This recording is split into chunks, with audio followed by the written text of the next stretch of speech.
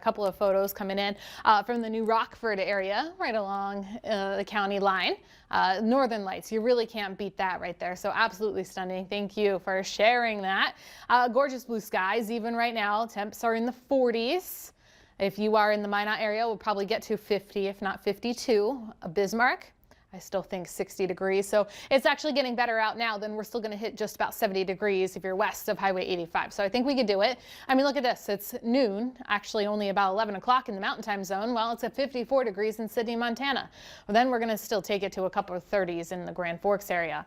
This is why it's windy. We have that clockwise flow from our high. That's pushing in an east wind compared to the counterclockwise flow as we go off towards the low pressure system. So that's more of a south wind combined with a ridge. So that's why it's warmer out towards our west. But therefore, because of those two systems, we have the strong wind gusts. At times maxing out around 35 miles per hour, potentially reaching the 40 now. But we go to the daytime highs, 50s, 60s, 70s. You can't beat it. But by tonight, more cold air seeps in, and as well as the precip. And so that's where we lead it to the winter weather advisory starting tonight through our Friday along Highway 2. When we look at the ice coating potential, you're talking about 1/100th of an inch to 1/100th of an inch. So just like 0.01, 0.02. But either way, that goes a long way when you're talking about ice.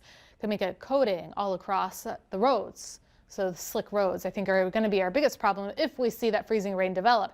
Not so much the snow, but of course, we're kind of in that freeze and thaw situation. So that could still cause a little bit of a problem for the Lake Metagoshi area, Bottineau County. So as we cycle through to tomorrow, we see how that precip moves on in. Cold air, not so much, but as the day goes on, absolutely, that's where the cold air comes into play. That's where the freezing rain comes into play, as well as a little bit of light snow. It's not a lot of precip as that all passes, but once we talk about Friday's highs, look how cold it is in the north compared to Hettinger at 60 degrees. 30s in the north. So that's going to be quite the temperature difference. But as we just pan it out here, we talk about the precip chances. We're only looking at about 1/4 of an inch at best case scenario for Friday. I think it'll be closer towards a couple hundredths of an inch to about 1/10.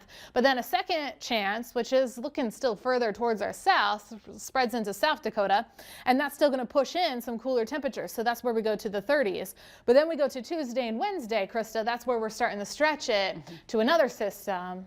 But all combined chances here, less than 1/4 of an inch. Yeah. So not a lot. A lot of chances out there for precip, but none of them are really looking that good to you. Yep, but nothing big as far as snowstorms go, which is a good thing. Yeah.